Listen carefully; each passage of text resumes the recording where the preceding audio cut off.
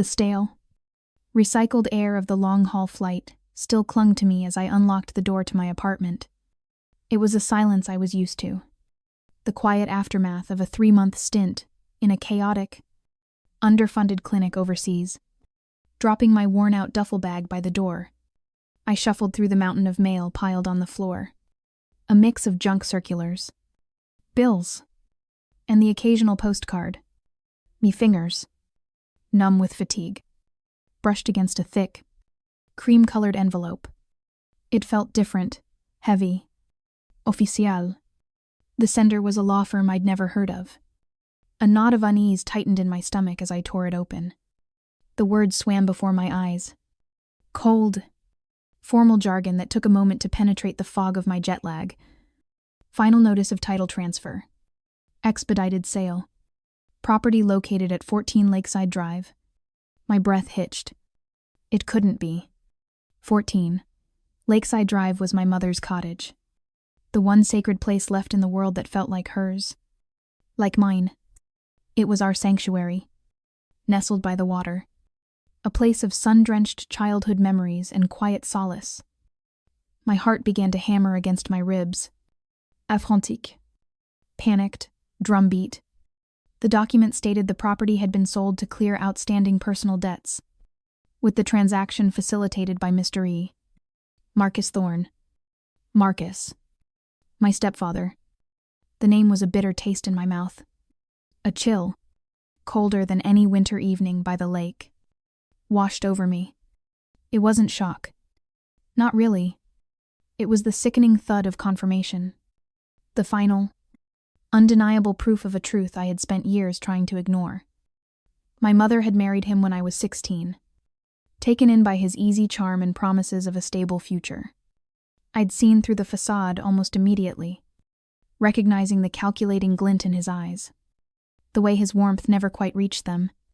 He was a leech, skilled at draining resources and emotions with a smile. For as long as I could remember, Marcus had been a shadow lurking at the edges of my life. His presence, a constant, low-grade source of anxiety. He saw the world not as a place of connection, but as a collection of assets to be leveraged for his own gain. My fingers trembled as I reread the letter. Sold. He had sold my home. The cottage wasn't just wood and nails. It was the repository of my entire childhood. It was the scent of pine needles and damp earth after a summer rain. It was the memory of my mother's laughter echoing across the water as we skipped stones from the rickety dock. After she passed away, it became my anchor, the one place I could go to feel her presence, to untangle the knots of grief and exhaustion from my work. It was where I went to heal, and Marcus had treated it like a poker chip, a disposable asset to cover his endless, reckless gambling. Rage, pure and blistering, surged through me, momentarily eclipsing the cold dread. I grabbed my phone, my thumb hovering over his name. What would I even say, scream accuse?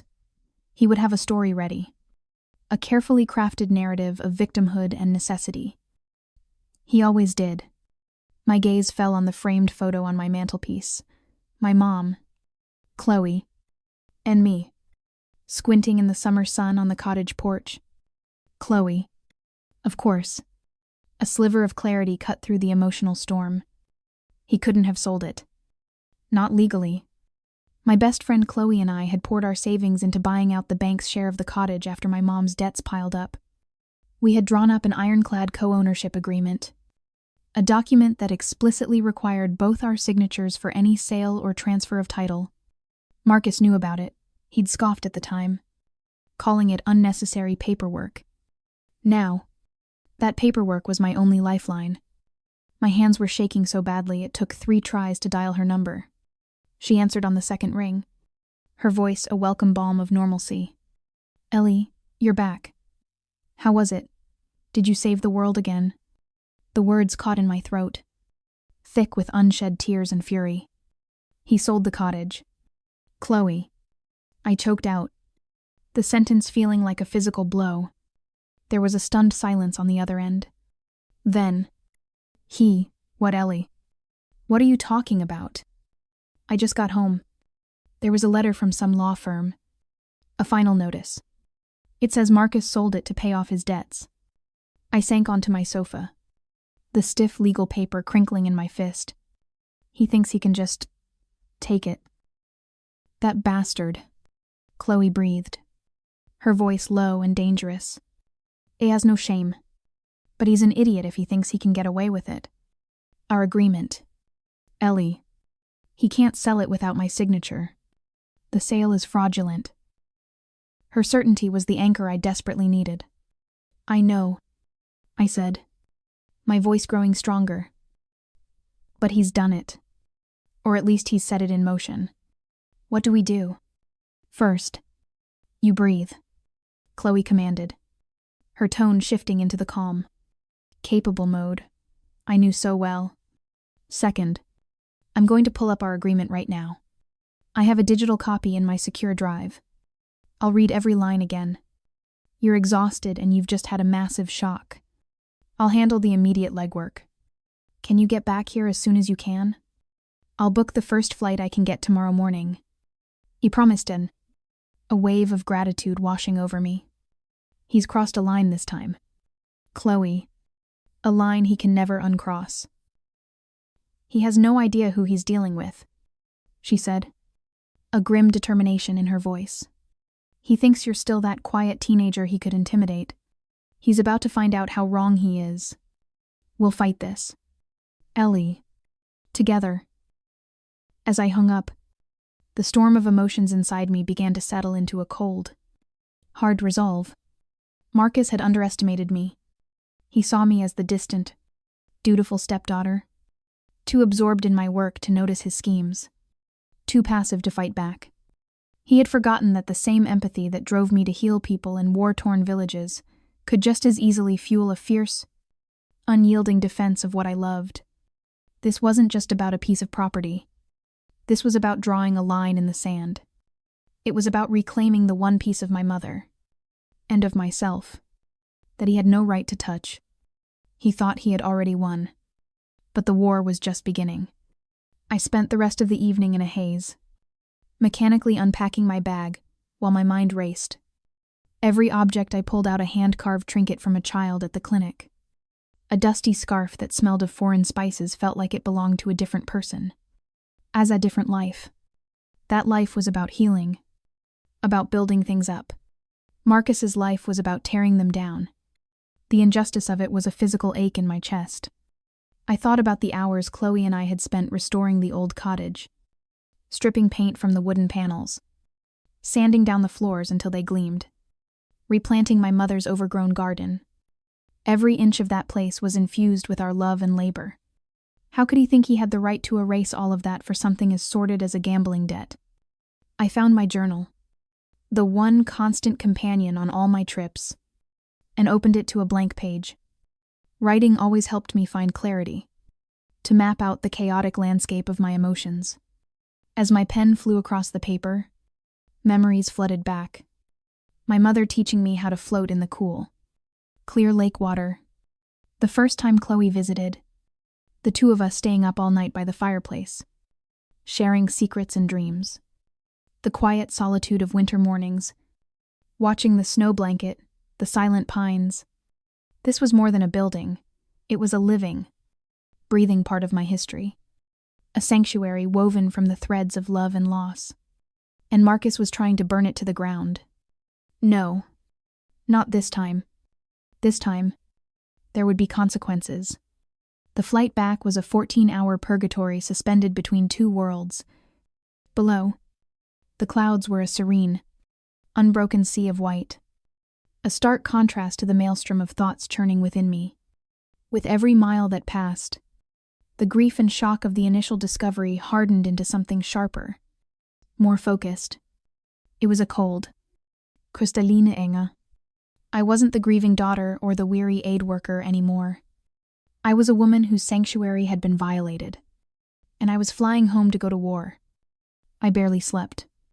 Instead, spending the hours staring out the window, replaying years of Marcus's subtle manipulations, his casual cruelties, the thousand small ways he had tried to diminish me. Each memory was a log thrown onto the fire of my resolve. Chloe was waiting for me at the airport. Her familiar, steady presence, a lighthouse in my personal storm. She hugged me tightly. A silent transfer of strength and solidarity. "You look like you've been through hell," she murmured into my hair. "I'm just getting started," I replied, my voice flat and devoid of its usual warmth. We went straight to her apartment, a space filled with light and order that felt a world away from the chaos Marcus had unleashed. On her dining table, the co-ownership agreement was laid out, its clauses and sub-clauses highlighted. Chloe had already brewed a pot of strong coffee. "Here it is," she said, tapping a paragraph with her finger. Article 4, Section B. Any sale, transfer, or leveraging of the property requires the notarized, written consent of both primary parties. Notarized. Ellie. There are no loopholes. His signature alone is legally meaningless. Reading the words we had so carefully drafted years ago felt like a vindication of our foresight. We had known, on some level, that we needed to protect the cottage not just from banks, but from him. He knew this, I said, tracing the line with my own finger. He was there when we signed it.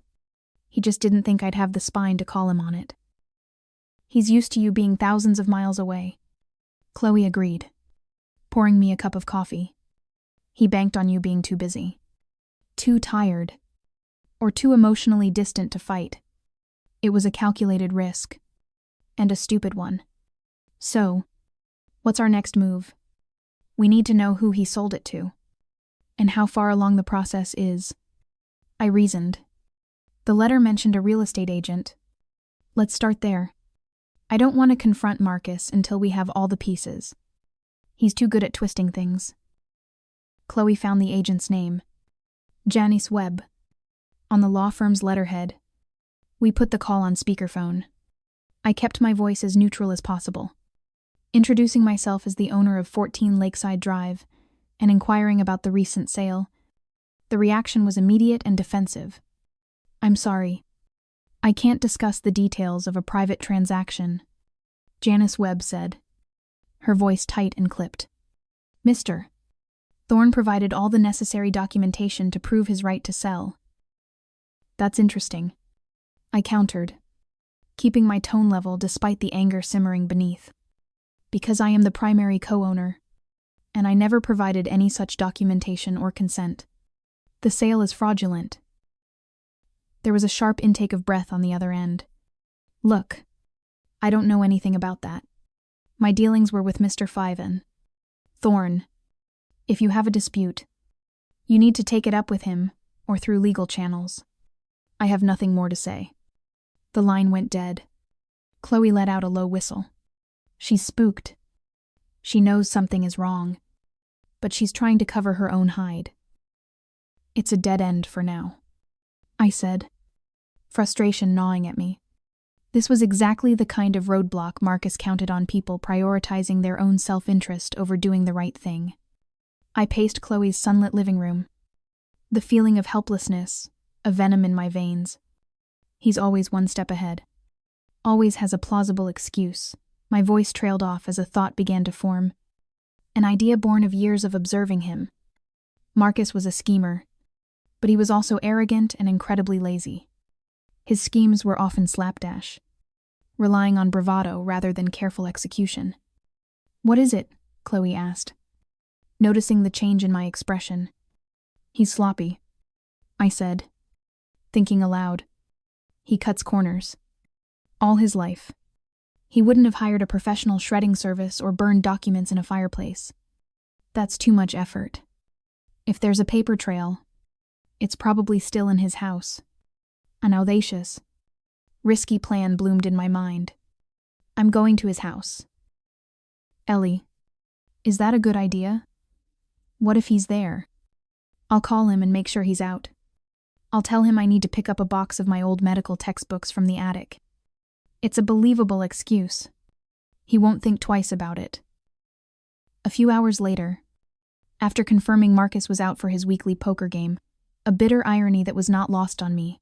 I found myself standing in the driveway of the house I'd once been forced to call home. Every window seemed to hold a bad memory.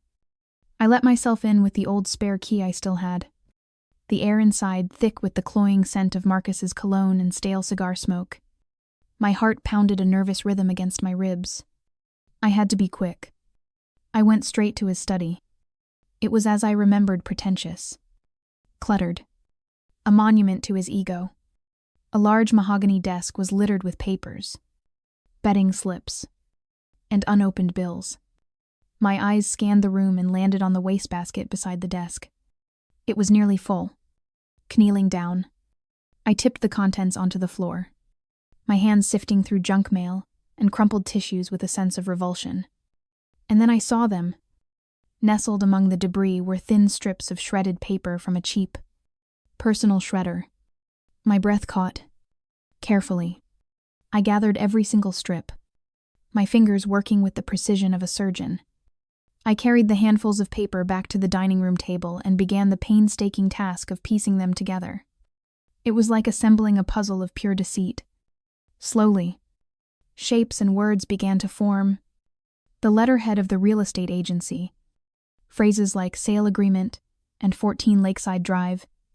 And then, at the bottom of what was clearly a signature page, I found it.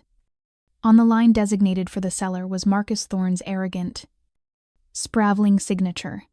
The line next to it, the one designated for the co-seller, was starkly, beautifully, damningly empty. He hadn't even bothered to forge Chloe's name. He had simply signed his own, assuming his authority would be enough, that no one would ever check. I took out my phone and photographed the partially reconstructed document from every angle, the digital clicks sounding like gunshots in the silent house. I had him. This wasn't a case of my word against his anymore. This was tangible. Physical proof. This was the weapon I needed. A wave of cold, exhilarating triumph washed through me, cleansing the fear and disgust. I carefully swept the shredded paper back into the wastebasket, leaving everything exactly as I had found it. As I walked out of that house and back into the fresh air, I felt a fundamental shift inside me. The hunt was over. Now, it was time to close the trap. Back in the sterile quiet of a hotel room, I couldn't bear the thought of staying in my own apartment. I forwarded the damning photos to Chloe. A few minutes later, she replied with a single word: checkmate. Armed with irrefutable proof, the next step was clear. There would be no more hiding, no more investigating from the shadows. It was time to face him. I picked up the phone and dialed his number. My heart, a steady, cold drum against my ribs. He answered with his usual false cheer. "Ellie, I was wondering when you'd call." Settling back in. "Marcus," I said, my voice devoid of any emotion. "We need to talk. About the cottage. I'll be at your house in 20 minutes. I didn't wait for a reply, hanging up before he could formulate an excuse or a defense. The power was mine now, and I intended to use it. Driving to his house. The streets looked unfamiliar. Surreal. The confrontation ahead felt like a cliff I had to drive off. I felt a tremor of fear in my hands. A primal instinct warning me against facing the man who had cast such a long, toxic shadow over my life. But I pushed it down, replacing it with the image of the reconstructed document, of his signature sitting alone on that line. That was my shield.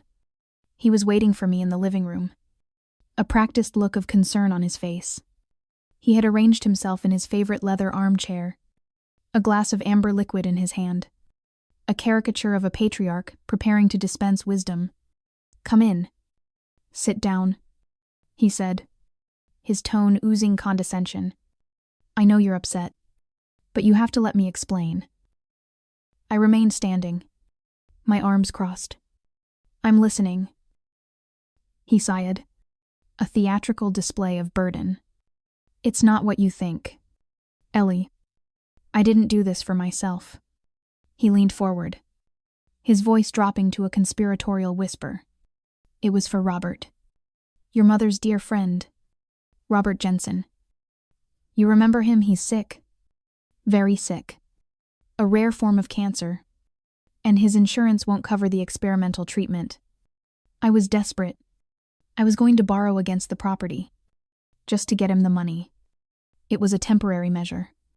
I would have paid every penny back once my investments paid off. The story was good. It was tailored to prey on my empathy, to reframe his selfish act as a noble. Despérate sacrifice. For a split second, a sliver of doubt pricked at me. Could I have been wrong? Was it possible that for once, he was thinking of someone else? My hand tightened on the phone in my jacket pocket. The hard, rectangular shape, a reminder of the truth. I looked into his eyes, searching for a flicker of sincerity, and found nothing but the same calculating emptiness I'd seen for 15 years. A bitter laugh escaped my lips. That's a very touching story. Marcus, you almost had me. I walked over to the coffee table and placed my phone down, swiping to the first photograph of the shredded papers. The thing about lies is that they tend to fall apart, especially when you're careless enough to shred the evidence in your own office. I watched as the color drained from his face.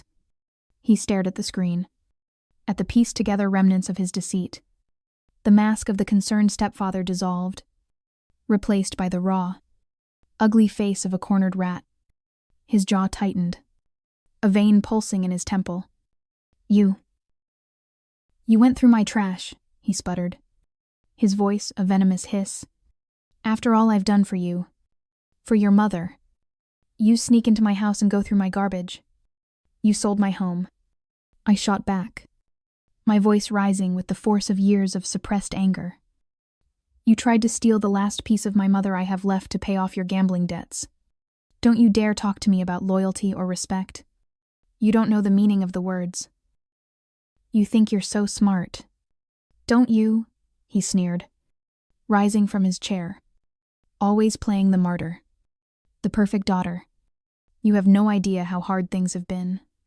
My hardships don't involve theft and fraud, I said, my voice dropping to an icy calm. I took a step back toward the door. This conversation is over. You'll be hearing from our lawyer. He started to shout something else, an incoherent string of curses and threats. But I was already gone, pulling the door shut on his rage. My hands were shaking as I got back into my car, the adrenaline of the confrontation leaving me weak and trembling. But beneath the fear was a profound, exhilarating sense of liberation. I had faced him, not with tears or pleas, but with cold, hard facts. I had watched his carefully constructed world crumble, and I had been the one to light the match. I called Chloe the moment I was a safe distance away. It's done, I said, my voice still shaky. I confronted him. He knows we have proof. Good. Chloe's voice was firm, pulling me back to the present. I've already spoken to a lawyer, a friend from college who specializes in property fraud. I've sent her the photos. She said this is an open and shut case. She's drafting a formal cease and desist letter to Marcus, the real estate agent, and the buyer's law firm right now. We're cutting him off at the knees. What about the buyer? I asked, the thought of some innocent family being caught in this mess turning my stomach. The lawyer will handle it, Chloe assured me. She'll explain the situation, that the sale was fraudulent and is legally void. We'll also be filing a formal complaint with the police. This isn't just a family dispute anymore. Ellie, this is a crime. The word hung in the air between us. Crime. It was a stark, ugly word, but it was the right one. For years, I had softened Marcus's actions in my mind, calling them mistakes, poor choices, weaknesses. But this was different. This was a deliberate, malicious act of theft, and he was finally going to be held accountable. The days that followed were a blur of legal activity, a swift and decisive dismantling of Marcus's entire scheme. The cease and desist letters, sent via courier, landed like bombs. The effect was immediate. The prospective buyer, a retired couple looking for a peaceful lakeside home, were horrified. Their lawyer contacted ours within hours, formally withdrawing their offer and promising full cooperation with any investigation. Janice Webb, the real estate agent, facing the threat of losing her license and potential criminal charges, changed her tune completely. She provided a sworn affidavit detailing how Marcus had misrepresented himself as the sole owner and had pressured her to expedite the sale. Every lie he had told was now being methodically unwound. A few days later, I received a call from a Detective Harding. His voice was calm and professional. "Miss Evans," he began, "we've reviewed the complaint filed by your attorney, along with the supporting documents and Ms. Webb's statement. The evidence is clear. Mr. Thorne acted with fraudulent intent. We will be moving forward with a formal investigation and pressing charges."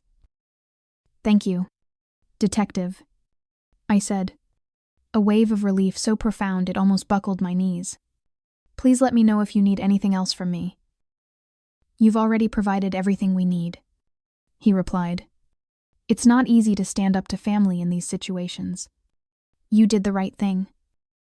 His words echoed in my mind long after the call ended. The system was working. The truth was prevailing. The weight that had been crushing my chest for weeks began to lift. The cottage was safe. That evening, as if on cue, my phone rang. The caller ID showed Marcus's name. I almost didn't answer, but I knew I had to see this through to the absolute end. I took a deep breath and accepted the call. His voice was completely different from the snarling rage of our last encounter. It was thin, reedy, and laced with a desperate, cloying pity. "Catherine," he began, using my full name as he always did when he was trying to sound paternal. "What have you done?" "The police." "Lovers. You're ruining my life." "No, Marcus," I replied, my voice as cold and clear as the lake in winter. "You did this to yourself. These are the consequences of your actions." "But it's a misunderstanding," he pleaded, his voice cracking. "Your mother. She would never have wanted this. She loved peace. She would be horrified to see you tearing the family apart over a building." The invocation of my mother's name was the final, unforgivable violation. A white-hot rage, purer than any I had felt before, burned through me. "You will not speak her name to me," I said, my voice low and trembling with fury. "You don't get to use my memory of her as a shield for your disgusting behavior. You took advantage of her when she was alive, and you will not desecrate her memory now that she's gone. This conversation is over. If you have anything further to say, you can say it to my lawyer. Do not contact me again." I hung up before he could respond, my heart hammering. I stood there, shaking, not from fear, but from the sheer, unadulterated finality of it all. I had severed the last toxic tie. He had no more power over me. He was no longer a shadow in my life. He was just a pathetic, desperate man facing the consequences he had earned. I was finally, truly free. A week later, Detective Harding called with the final update. Marcus had been formally charged with fraudulent misrepresentation and attempted grand theft. The case against him was, in the detective's words, rock solid. Hearing those words didn't bring me joy, but a quiet, solemn sense of justice. The chapter was closed. That weekend, Chloe and I drove out to the cottage.